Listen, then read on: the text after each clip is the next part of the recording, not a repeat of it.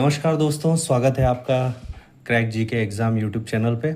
यदि आप तैयारी कर रहे हैं UP SI, Bihar SI, MP police की, या आप तैयारी कर रहे हैं यूपी टेट, सी टेट या किसी भी राज्य के टेट की, तो हिंदी के नोट्स आपके लिए बहुत हेल्पफुल हो सकते हैं और आपके एग्ज़ाम में 2 से 3 नंबर की हेल्प कर सकते हैं। तो जिस प्रकार से हमने इससे पहले भी एक वीडियो बनाया है हिंदी भाषा विकास क्रम का, उसे आप हमारे यूट्यूब चैनल पर देख सकते हैं। उसी तरीके से आज हम लोग डिस्कस करने वाले हैं हिंदी भाषा विकास में जितने युग आए थे, भारतेंदु युग, द्विवेदी युग, छायावाद युग। इसमें हम लोग आज शुरुआत करेंगे भारतेंदु पूर्व युग से। भारतेंदु युग से भी जो भारतेंदु से जो पूर्व युग है उसके बारे में। जैसे फोर्ट विलियम कॉलेज के बाहर की जो 2 रचनाएं हैं, आप जानते हैं कि फोर्ट विलियम कॉलेज की स्थापना जो हुई थी वो अंग्रेज़ों के द्वारा की गया था।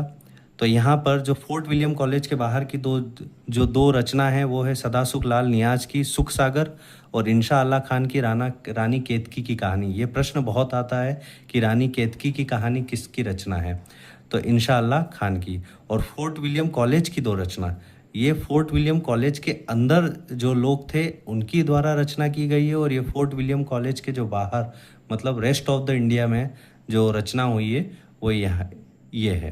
अब फोर्ट विलियम कॉलेज के अंदर एक लल्लू लाल जी की प्रेम सागर और सदल मिश्र की नासिकेतो पाख्यान। भारतेंदु युग पे आया जाए, भारतेंदु युग में 1850 से लेके 1900 ईस्वी तक भारतेंदु युग चला। भारतेंदु युग के महत्वपूर्ण उपलब्धि यह रही है कि यह गद्य रचना के लिए खड़ी बोली को माध्यम के रूप में अपनाकर युगानुरूप स्वस्थ दृष्टिकोण का परिचय दिया है। उसके बाद द्विवेदी युग, आपको पता होगा भारतेंदु युग किसके नाम पे है, द्विवेदी युग किसके नाम पे है, और यदि आपको पता है तो आप इस वीडियो के कमेंट बॉक्स में मुझे एक बार कमेंट ज़रूर करिए जिससे हमें भी द्विवेदी युग 1900 से लेके 1920 ईस्वी तक खड़ी बोली और हिंदी साहित्य के सौभाग्य से 1903 में आचार्य महावीर प्रसाद द्विवेदी ने सरस्वती पत्रिका के संपादकत्व का भार संभाला। उन्होंने हिंदी के परिष्कार का बीड़ा उठाया और उसे बखूबी अंजाम दिया। गद्य तो भारतेंदु युग में सफलता पूर्वक खड़ी बोली में लिखा जा रहा था, अब पद्य की व्यावहारिक भाषा भी एकमात्र खड़ी बोली की प्रतिष्ठान होने लगी। इस प्रकार ब्रज भाषा के बावजूद बोली बन गई और खड़ी बोली होने के बावजूद भाषा बन गई। ये देखिएगा, इस बात को आप समझिए।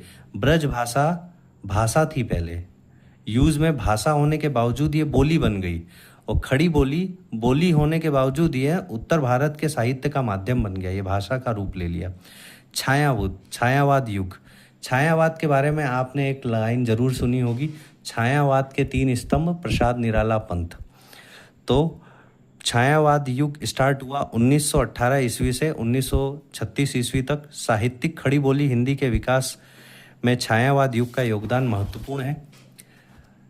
प्रसाद निराला पंत और महादेवी वर्मा तथा राम कुमार वर्मा ने इसमें अभूतपूर्व योगदान दिया। अभिव्यंजना की विविधता, बिंबों की लाक्षणिकता, रसात्मक लालित्य छायावाद युग की भाषा के अन्य विशेषताएं हैं।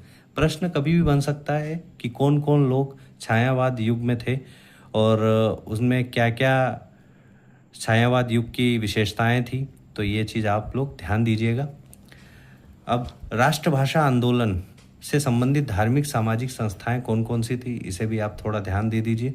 प्रश्न कहीं से भी आ सकता है, इसलिए आप लोग हर दृष्टिकोण से आप तैयार रहें कि प्रश्न किसी भी कोने से आए तो आप लोग उसके लिए एकदम तैयार होने चाहिए।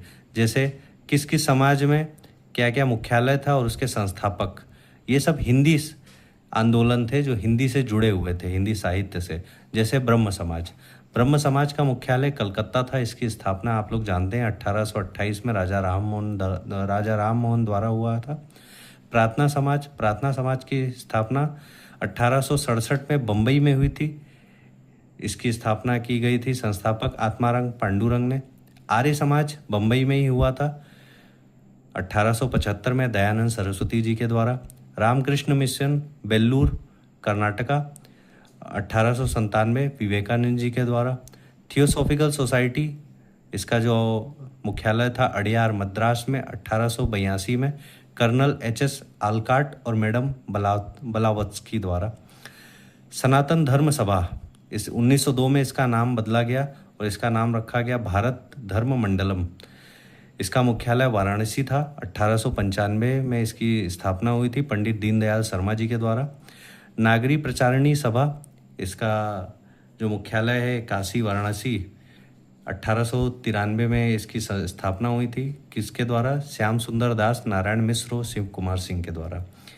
हिंदी साहित्य सम्मेलन प्रयाग में हुआ था 1910 में मदन मोहन मालवीय जी के द्वारा। अखिल भारतीय हिंदी संस्था संघ, नई दिल्ली में इसकी स्थापना हुई थी। 1964 में स्थापना हुई, नई दिल्ली इसका मुख्यालय था। इसके बारे में एग्जैक्ट कोई पर्सन नहीं है क्योंकि ये संस्था संघ के द्वारा हुई थी। और फिर नागरी लिपि परिषद, ये भी नई दिल्ली में 1975 के द्वारा। ये दोनों, यदि ये वीडियो आपके लिए थोड़ा भी हेल्पफुल है तो आप इस वीडियो को लाइक करें, सब्सक्राइब करें और शेयर करें अपने दोस्तों के साथ जो लोग तैयारी कर रहे हैं। आने वाली वीडियो में हम लोग डिस्कस करेंगे राजभाषा के बारे में, किस अनुच्छेद में कौन सी राजभाषा है और हमारे 8वीं अनुसूची में कितनी भाषाएं हुई हैं, कब किसको कितना कौन सा संशोधन करके जोड़ा गया है। तो इसी तरीके से इस चैनल से जुड़े रहें और हमारे नोट्स को आप crack GK exam official Telegram channel से प्राप्त कर सकते हैं, जो फ्री ऑफ कॉस्ट है। इसका कोई रुपये या पैसा नहीं लिया जा रहा है, बस आप लोग तैयारी करते रहें। तो जय हिंद।